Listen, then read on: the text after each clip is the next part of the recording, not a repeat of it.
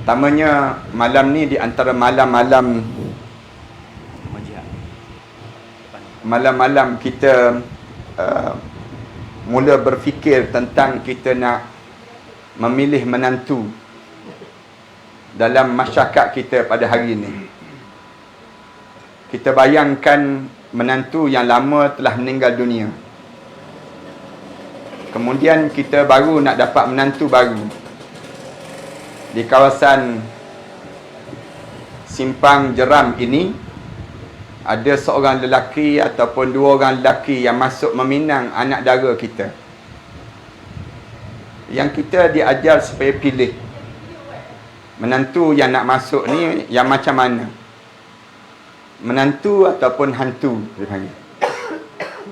Yang kita kena pilih, untuk pilihan bukan hanya sekadar untuk hidup di dunia saja, tetapi menantu kita ni jugalah yang akan bawa anak perempuan kita dan keluarga kita sampai ke akhirat nanti.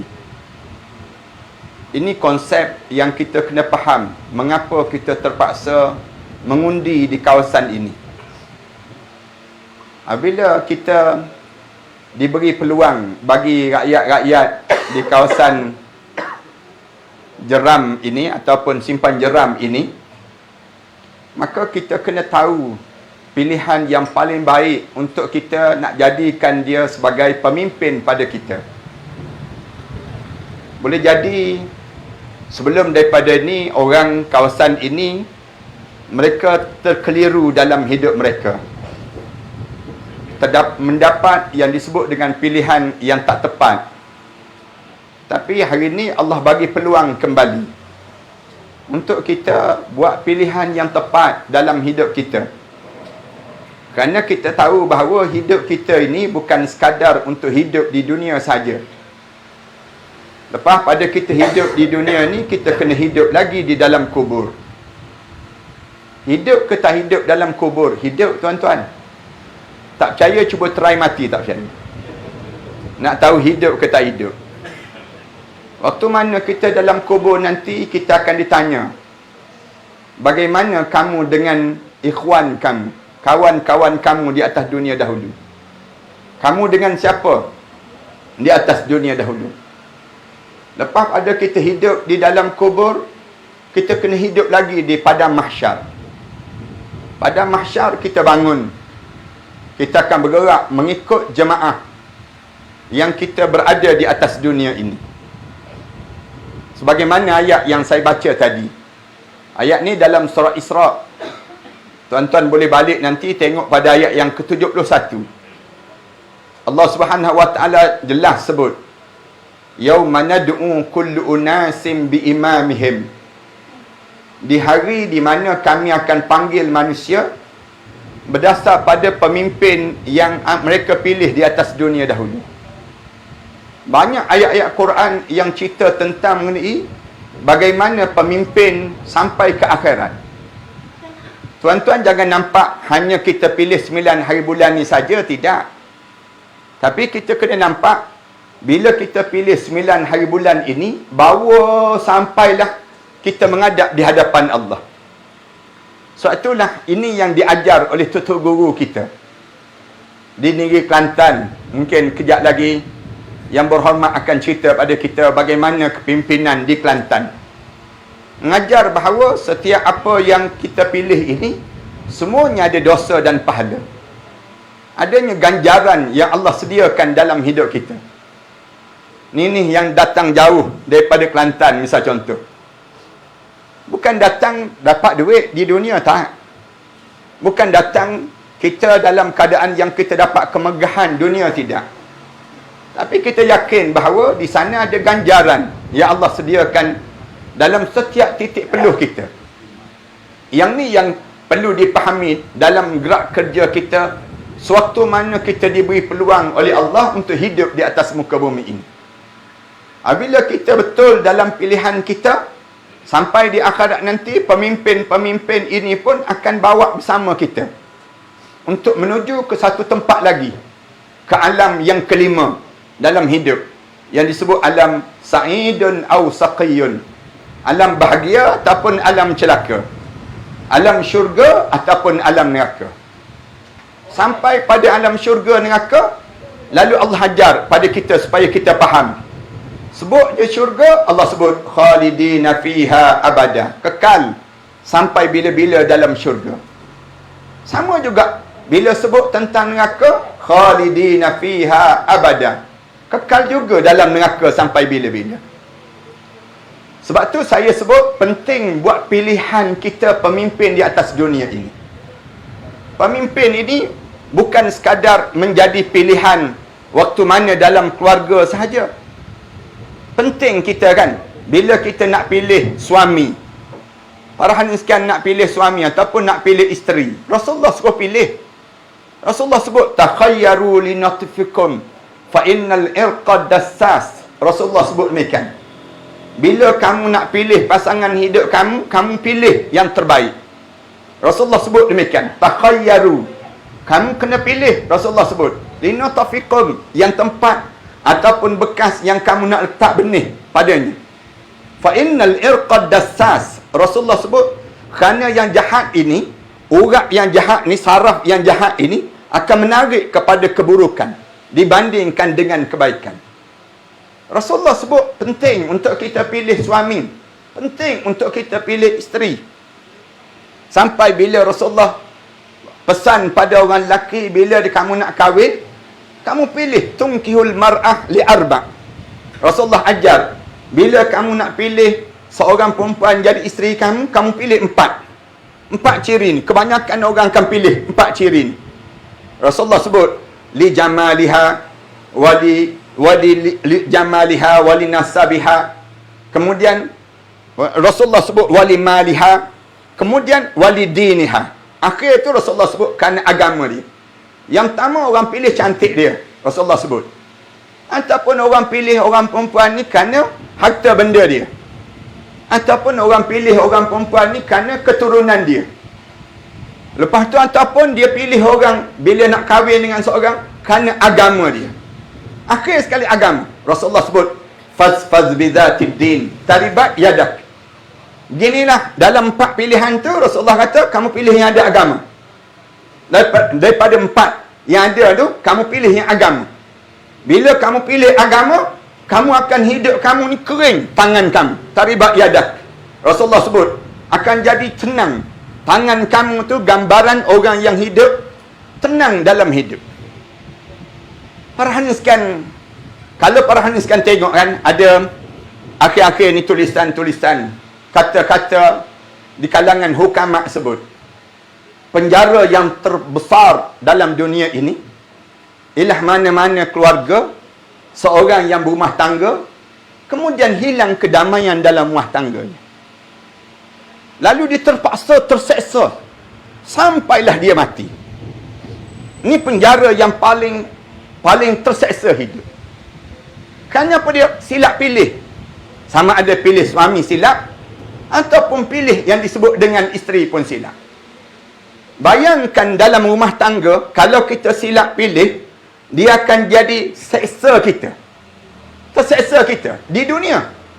Di dunia ni, penjara yang paling besar di atas dunia ni bukan penjara senai ke penjara apa dia. Dia penjara yang ada ni tak.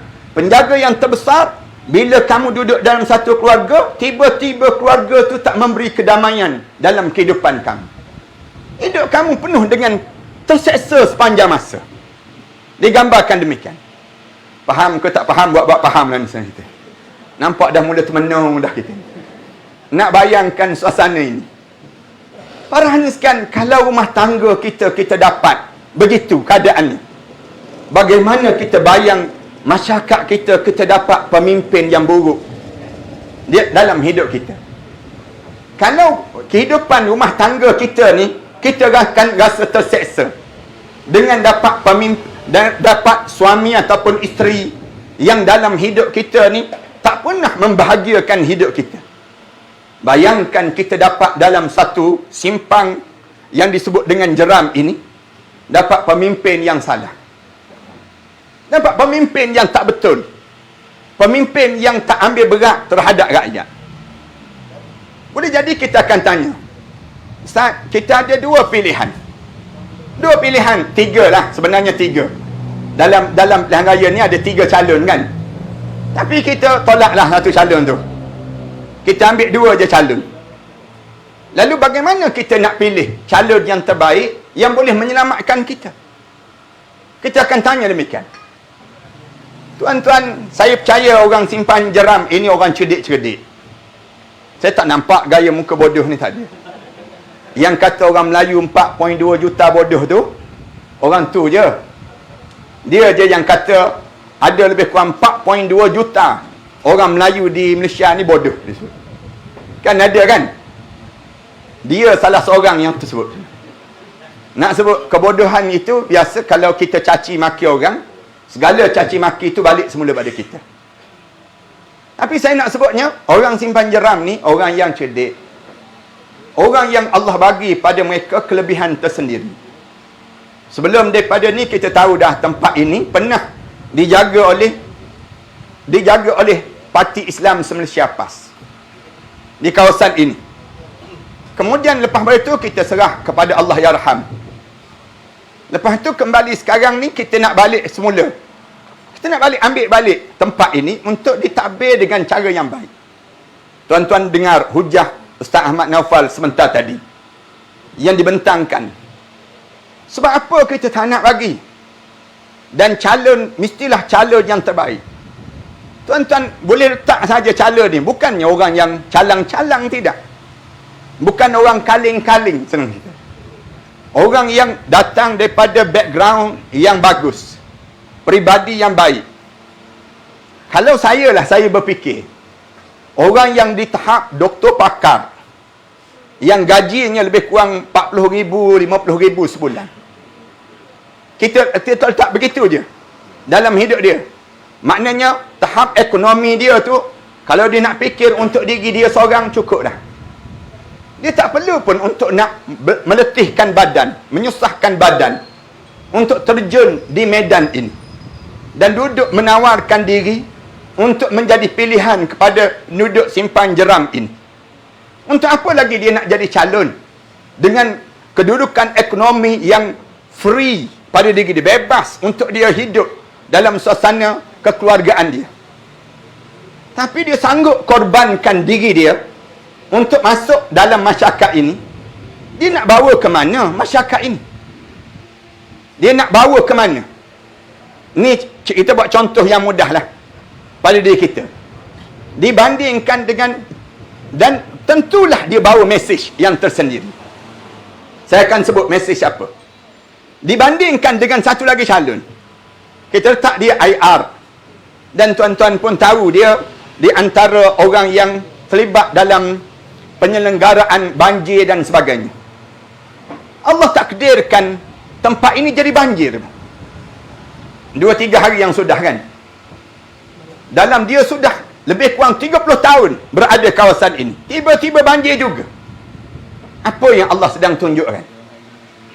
Maknanya, dia tidak berjaya selama mana dia berada sebelum daripada ini dalam membangunkan masyarakat ini. Dibandingkan dengan seorang yang datang berkorban untuk nak bawa mesej yang lebih besar. Mesej yang lebih besar apa dia? Perpaduan dan keharmonian di kalangan kita mesti sentiasa terjalin supaya kedudukan kita di dunia ini pun sama, kedudukan kita di akhirat nanti pun sama. Yang ni yang kita kena faham dalam hidup kita. Keharmonian apa? Tuan-tuan boleh tahu kan, dah 8 bulan kita berperdana menterikan PM Act ini. Dan insya-Allah lepas pada ni jadi Act PM. Kita harap demikianlah insya-Allah. Tapi saya nak sebut 8 bulan ini sebagaimana yang disebut oleh Tuan Dr. Mahathir. Tuan Dr. Mahathir sebut, inilah kerajaan kakistokrasi. Kakistokrasi ni apa dia? Kalau kita sebut kerajaan yang tidak ada arah. Tok Guru Ajadi kata senang nak terjemah, ialah kerajaan yang guna kaki untuk memerintah. Yang tak gunakan akal untuk nak memerintah. Sepatutnya kita gunakan akal. Sepanjang tuan-tuan tengok daripada 8 bulan yang merentah ini, kita rasa bagaimana tekanan semakin teruk. Tekanan. Formula habis hancur. Tak ada satu pun formula yang boleh digunakan. Saya minta maaf terhadap beberapa orang yang sebut minta bagi masa lagi. Lagi kita bagi masa, lagi hancur negara ini. Negara ini akan semakin hancur dan semakin musnah. Dalam bidang apa, tuan-tuan? Tuan-tuan rasa kita boleh selamat di saat ini? Dalam bidang pendidikan, pendidikan kita tidak berjaya mengubah keadaan masyarakat pada hari ini. Dalam bidang, dalam yang terakhir ni, cuba untuk nak dibangunkan balik dengan hadis 40. Itu pun kita nampak terus. Bila sebut saja hadis 40, ada terus taring-taring yang cuba untuk menghalang daripada pelaksanaan itu sendiri. Tapi kita bukan nak. Dalam bidang apa? Bidang kehakiman, dalam bidang yang disebut dengan dalam bidang sosial, dalam bidang ekonomi, semuanya sedang menjunam jatuh ke bawah. Dia tidak menaikkan lagi negara kita, tidak. Bahkan cara hidup kita pun lagi semakin tertekan hidup ini. Tu belum lagi, tuan-tuan, didedahkan kadar bunuh diri yang sedang berlaku dalam masyarakat kita pada hari ini. Belum lagi kita cerita tentang kehancuran masyarakat pada saat ini. Belum lagi kita sebut bagaimana agama kita semakin dimusnahkan pada saat ini. Yang terakhir kita boleh tengok, dua-dua dia boleh buat. Berselawat pun boleh buat, konsep capci pun boleh buat. Dia boleh buat, boleh hadir semua. Tuan-tuan jadi bingung dalam hidup kita. Dia ni nak bawa masyarakat ke mana ni? Alim ulama pun dia bawa, kemudian orang yang memusnahkan yang agama ni pun dia bawa. Sampai jantan dengan jantan boleh bercium. Betina dengan betina boleh kahwin. Ni berlaku ni kepada yang disebut dengan bekas pembantu kepada Ketua Menteri Pulau Pinang. Dan dia bekas adun yang berkahwin betina dengan betina. Bukan sekadar LGBT yang ada. Yang di Malaysia kita ni LGBTQ. Sikit lagi je akan jadi Z. Nak sebutnya gambaran musnah dalam kehidupan masyarakat. Negara kita sedang menuju kehancuran. Kalau kita biarkan jalan ini dibiarkan pada mereka yang tak ada keupayaan memerintah, yang hanya ada angan-angan tapi tak ada jalan, dia nak bawa ke mana negara ini?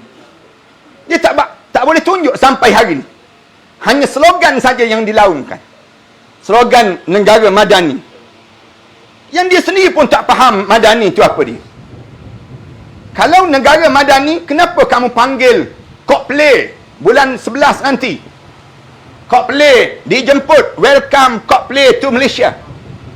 Dia yang sebut demikian. Saya minta maaf saya nak sebut. Tak pernah lagi Perdana Menteri negara-negara lain yang jemput sebegini rupa. Tak ada lagi negara lain yang jemput Perdana Menteri yang umum. Nak jemput Coldplay ni tahu siapa? Artis yang menaja ataupun mengiur-iurkan yang disebut dengan LGBTQ. Ni di antara artis-artis sedang beratur ni nak datang. Kita pun tahu, semakin hujung tahun, semakin bencana yang Allah tunjukkan berlaku. Tuan-tuan ingat tsunami yang berlaku sebelum daripada ni bulan Disember. Tuan-tuan ingat peristiwa yang berlaku sebelum daripada ni yang namakan dengan apa dia? Tsunami tanah runtuh Palu. Bumi Palu. Saya datang di bumi Palu.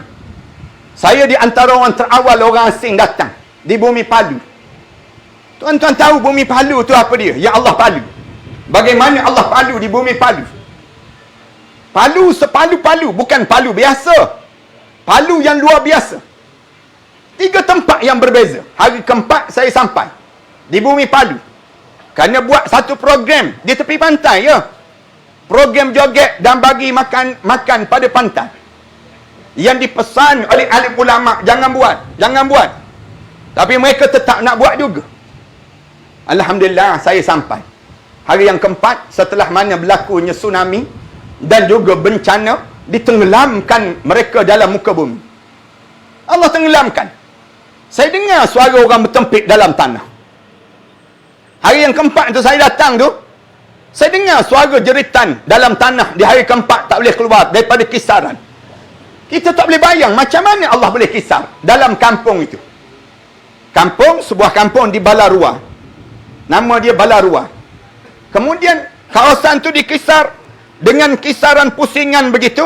Bukan pusingan pusing begitu, tidak. Pusing dalam keadaan naik ke atas, turun ke bawah. Pusing daripada bawah ke atas begitu. Kemudian disedut turun ke dalam bumi. Kemudian diletupkan naik ke atas. Satu kampung kena. Bila kedengaran azan dia, Allahu Akbar. Allahu Akbar tu, air laut jadi surut. Surut air laut. Tok Bilal baru azan dia, gum terus. Gum terus.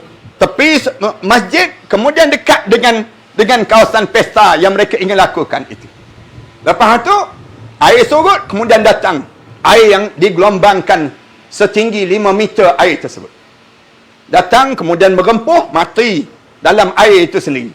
Itu satu kumpulan. Satu lagi di jauh jarak daripada pantai kepada kampung itu lebih kurang setengah jam. Balarua. Bunyi azan, Allahu Akbar, gom terus. Gom tu pusing. Pusing tu bukan pusing macam pusing gitu. Pusing daripada atas, kemudian pusing turun ke bawah, naik ke atas, kisaran. Macam ada satu blender yang ke bawah tu. Satu kampung. Dalam kampung tu ada sebuah masjid, 5 buah surau. Allah hancur dan ranakkan semua di kampung tersebut. Saya tanya kampung tu, ada seorang, dia baru tongkat motor baru. Tongkat motor dia balik waktu maghrib. Dia kata, saya baru tongkat motor. Saya nak jalan jarak daripada sini sampai ke pagar sana. Belakang tu rumah dia. Dia kata, dengan azan Allahu Akbar, qum tu, tanah tu bergerak. Tanah tu bergerak.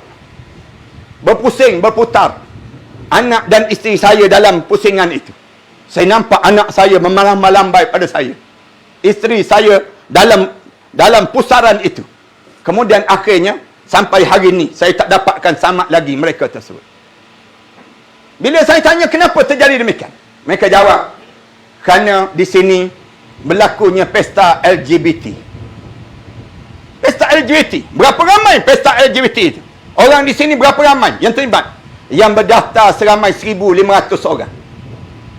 1,500 orang. Saya sebut 1,500 orang. Tempat kami ada 300,000 orang.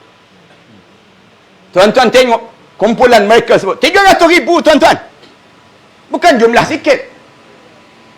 Tak adalah Perdana Menteri yang pernah dikaitkan dengan kes mahkamahnya ini. Dan pernah masuk dalam penjara. Kerana isu ni. Tuan-tuan tak malu ke kita? Tak malu dengan dunia pun malu pada Allah dah. Kita dapat Perdana Menteri yang macam dia panggil nasib badan. Nak sebutnya gambaran bagaimana Allah jadikan pada mereka. Tu di Balarua, di Petobo, 45 minit lagi daripada tempat itu ke Petobo. Dengar je azan maghrib, Allahu Akbar, rumah ni tenggelam dalam tanah. Yang tak ada payah, tak ada apa, tepi tempat yang orang paragliding, orang yang terbang dekat gunung begitu. Mana ada payah. Kemudian tenggelam 10 meter ke dalam tanah. Mereka lompat naik. Mereka cuba panjat dinding tu naik.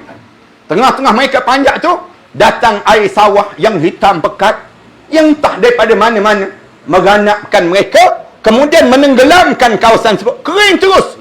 Besok tumbuh pokok-pokok jagung di atas kawasan tersebut, sejauh lebih kurang 7 km. 7 km. Macam tak pernah orang duduk kawasan itu. Kalau para hadiskan nak pergi sekarang, boleh pergi sekarang. Naik kapal terbang, pergi ke Makassar. Daripada Makassar, pergi ke Palu. Dekat je. Boleh tengok sekarang. Zaman Allah tunjuk, Al-Quran bukan zaman Nabi Lut lagi. Al-Quran bukan zaman Nabi Nuh dan seumpama. Tapi zaman kita, Allah tunjuk bagaimana Allah musnahkan keadaan demikian. Malaysia ni tak boleh dipandu keadaan ini. Mereka sedang menyerang Malaysia ini. Negara kita. Dan kita perlu kepada tokoh-tokoh yang baik. pemimpin-pemimpin yang ada agama. Bila mereka ada agama, tuan-tuan boleh tengok di negeri Kelantan, Darul Naim. Saya nak sebut, bukan nak sebut kebanggaan. Ni contoh negeri yang ditadbir dengan penuh keagamaan yang baik. Semua masyarakat hidup aman, tenteram. Tak adalah patung Buddha yang terbesar di Malaysia ni, kecuali di Kelantan. Elok lagi, terbaring lagi. Yang baring pun ada, yang duduk pun ada. Nak sebutnya, tanya orang Kelantan yang datang, keamanan dalam beragama, keharmonian dalam kepelbagaian bangsa dan agama dicontohkan di negeri Kelantan. Tuan-tuan tak akan berjumpa bagaimana orang bukan Islam hidup dalam keadaan sengsara, bahkan mereka jauh lebih bahagia daripada kehidupan di kawasan-kawasan yang ditadbir oleh orang-orang yang sebegini. Saya nak sebut demikian supaya tuan-tuan boleh berfikir panjang saat ini, kerana kita sedang dirancang oleh mereka yang sedang buat jahat pada kita. Lalu mari kita bersama-sama dalam kesepakatan, dalam Perikatan Nasional ini, supaya kita bagi undi kita, undi yang kita akan tanggungjawab, bukan di dunia saja, bahkan sampai di akhirat nanti. Dan kita akan berbangga dengan pilihan yang kita pilih ini. Mudah-mudahan kita diberi kejayaan dalam pilihan raya ini.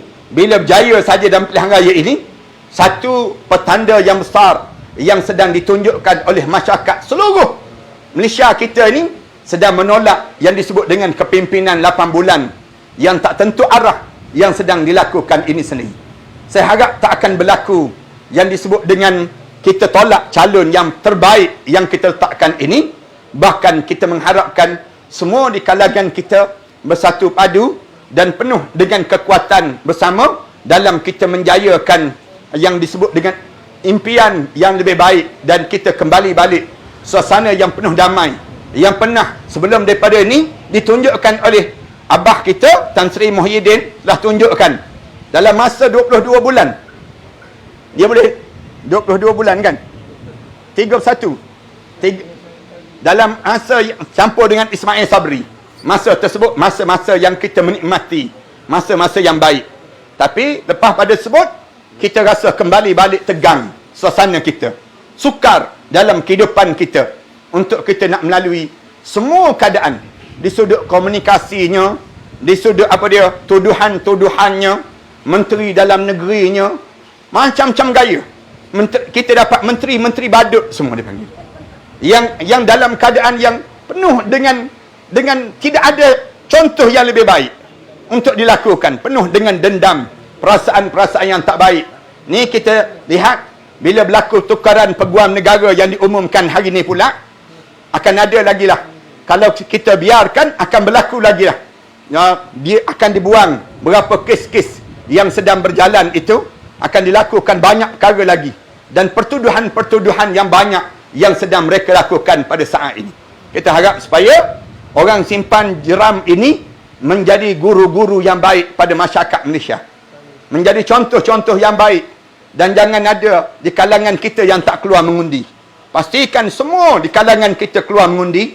Dan waktu mana mengundi, pastikan undi kita kepada Perikatan Nasional, dan kita pejam mata pada PH tersebut. Mudah-mudahan sahabat-sahabat, saudara-saudara kita daripada UMNO akan bersama dalam keadaan ini. Dan kita mengharapkan sahabat-sahabat kita daripada UMNO dan juga Barisan Nasional, mereka boleh nampak dengan jelas bagaimana apa yang sedang dilakukan oleh Perikatan Nasional ini untuk membawa kemakmuran, membawa ketenangan dan kebahagiaan dalam kehidupan kita pada masa yang akan datang nanti. Saya harap demikian, tuan-tuan, menjadi wajib saya nak sebut keluar mengundi ini. Jangan ada seorang pun dia kata, saya tak nak pakai inai-inai Ustaz.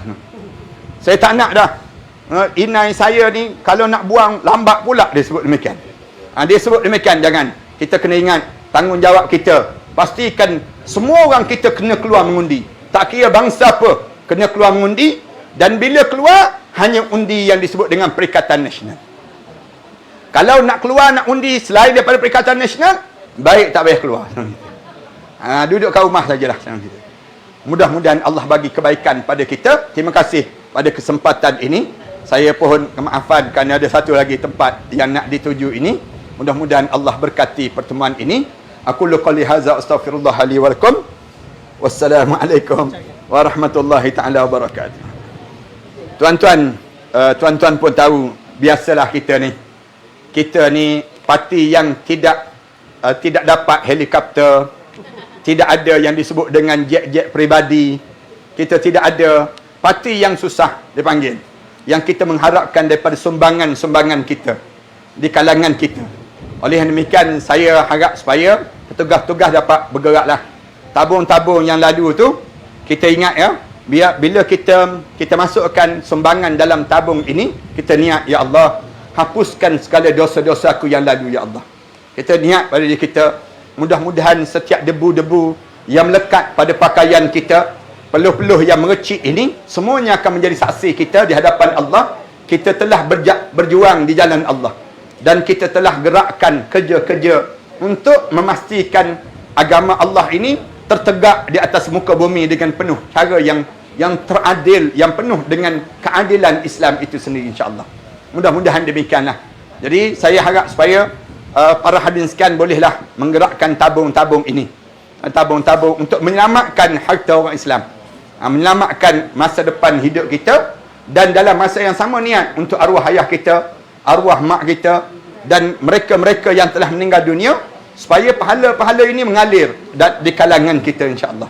Hari ini kita tak nampak lagi, tapi bila kita menghadap depan Allah nanti, kita akan nampak bagaimana ganjaran-ganjaran yang disediakan oleh Allah besar, yang tidak ada dalam parti lain kecuali Perikatan Nasional ini yang mengajar pada kita untuk kita berjuang di jalan Allah dalam keadaan kitanya betul terang dalam hidup kita, melaksanakan segala yang disuruh oleh Allah, amar ma'ruf nahi munkar ini sendiri. Saya faham ada yang sebut, Ustaz, tak bawa duit malam ni Ustaz. Yang sebut demikian. Tak apa. Jam-jam ada. Handphone ada. Gelang-gelang mah pun ada. Dan orang Kelantan biasanya gelang mah dia banyak. Itu biasa demikian. Jadi bolehlah kita gunakan untuk kerja-kerja Islam, dan akan menjadi saksi pada kita di atas amalan-amalan yang kita lakukan. Bukan orang Kelantan je, orang Terengganu. Sekarang ni orang kaya-kaya semua. Terengganu, Kelantan, Kedah, Perlis dah jadi kaya. Allah jadikan demikian. Mudah-mudahan kita pun tumpang sama kebaikan-kebaikan yang demikian yang Allah jadikan. Terima kasih sekali lagi. Aku qali hadza astaghfirullah li wa lakum. Wassalamualaikum warahmatullahi taala wabarakatuh.